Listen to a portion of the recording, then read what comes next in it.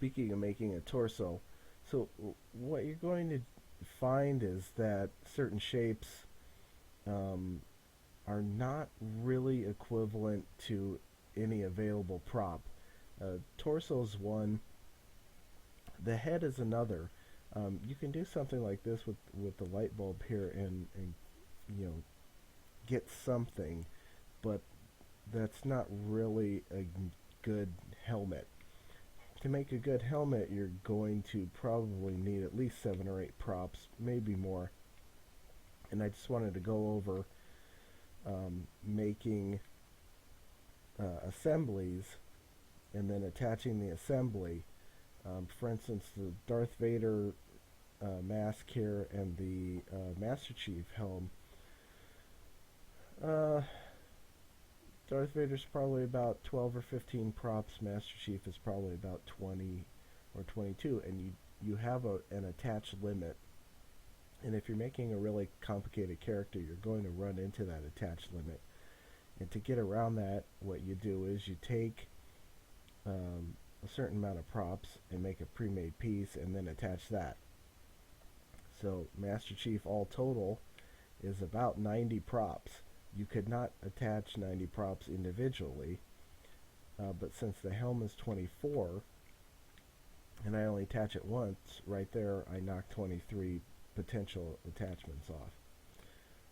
So let's just look at Master Chief's helmet real quick.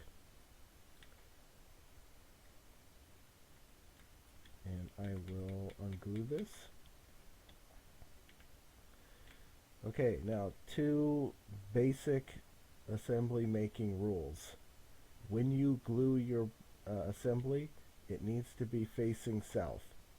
That's not so much important with characters, but it's just a general rule, and it's going to make positioning easier on characters, so it's a good rule to follow. How do you know what south is? Well, if you put a character down from the gallery, it will always be facing south.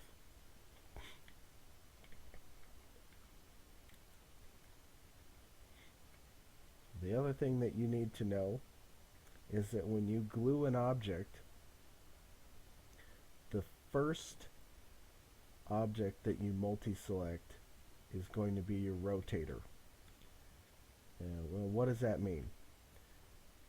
If you look at this marine grenade that's serving as the back of this helmet, it rotates fairly smoothly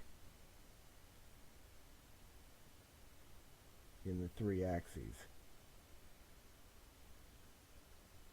So you want something like that that's not tilted, it's flat.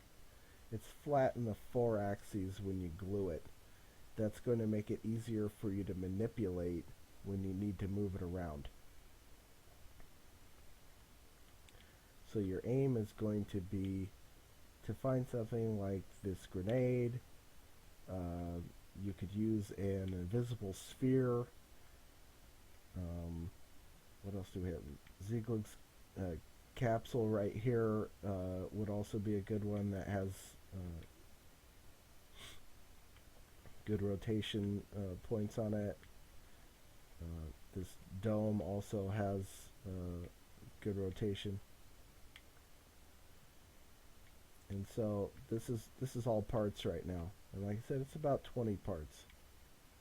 I won't go over exactly how I made it. It's really not that big a deal. The visor is a Space Marine helmet and a bunch of bullet casings. The very front part is the Scoundrel's mask. These are gun butts. The visor here is an upside down hat. There's some tops of Ziegler's capsule. There's a Space Marine grenade. Another Space Marine helmet here. And then one of the drone characters for the very top. And something else going on here. I can't remember. But you can see how it gets kind of complicated, and you just have to take your time. Another thing that I do, you'll notice that the helmet is enormous. And what I do is I make a lot of my props or assemblies at about 1,000% scale, just so I have a good scale to work with, and it's easier to move things around. But anyway, I've got that made, and let's glue it. So that first object is highlighted. That's going to be our rotational point. Get everything put together. You're going to hold down the shoulder button, and then glue objects. And this is very important. It goes back to the point that I made earlier. Once you glue this, it has its own physical properties. So you need to go into the glued objects properties. You need to go into physics. You need to turn that collidable off. And you'll notice now when I rotate this, it rotates on the same axes that Space Marine grenade was.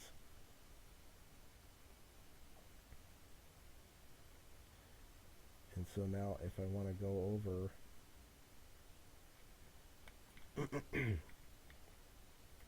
and put it on this guy's head, I don't have any problems lining it up.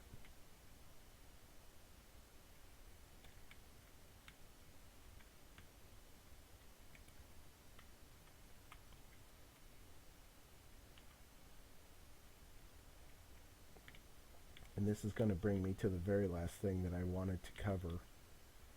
Let's just get rid of this light bulb on his head. It's in the way. And that is getting helmets to fit on the crazy heads that Project Spark characters have.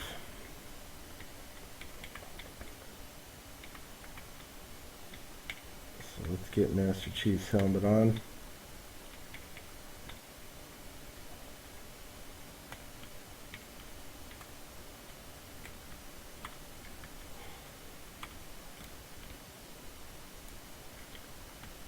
So I made this helmet to fit on a 113 scale character, so it's pretty cool that it still isn't too much of a bobblehead on 100%.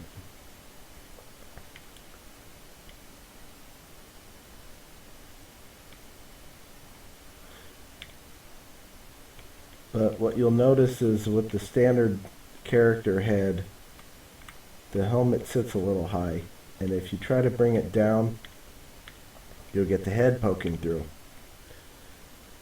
So you basically, and another thing is that a lot of the time, unless you want the helmet really far forward,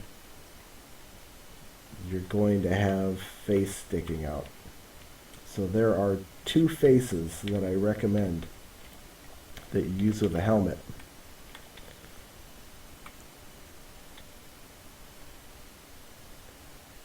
Your first option is focused. Focused has the same big head as most of the other heads, but it has a very flat face.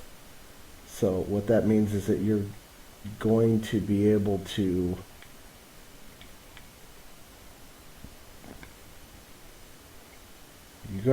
push that helmet farther back, and you can see it sits a little bit better on his face, but still fairly high up. And your other option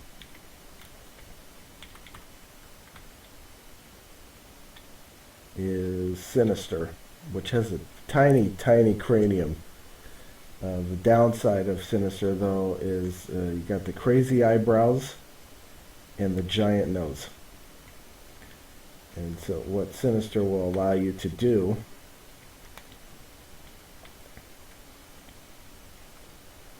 is get that helmet way down on his head. Maybe a little too far down. Way down on his head. But you also have to have it really far forward to get rid of that giant nose. So like a lot of things in Project Spark, you just have to deal with some trade-offs here and there and figure it out. Okay, so that covers most of the bases of what I know about creating characters. And if you have any questions, leave comments, or you can always find me in the ProjectSpark.com forums, or you can even message me on Xbox Live at Lucid Stew. And so I hope this was informative, and good luck with your creating.